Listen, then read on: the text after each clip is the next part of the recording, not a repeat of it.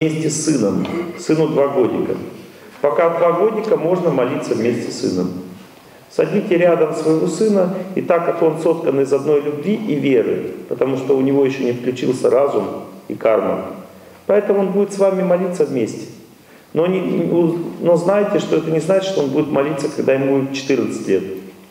Да, его карма включится, вот вы ему дали все, что могли, пока у него карма не включилась, вы ему дали все, что могли. Молились вместе с ним, он ползал, повторял молитву точно так же в состоянии счастья. Но когда карма включится, он забудет все это. И потом много лет понадобится, чтобы опять это у него включилось.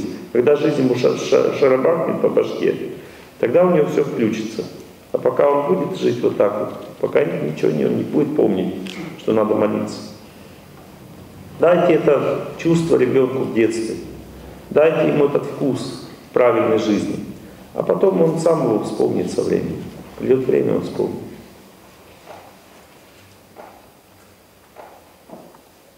Вот смотрите, как удивительно написана эта записка. В конце постскриптум написано: «Прошу простить за ошибки». Видите, человек ошибся, он написал неправильное обращение, но он попросил прощения уже заранее. Значит, что записка правильно составлена. Правильно составлена, нет ошибок.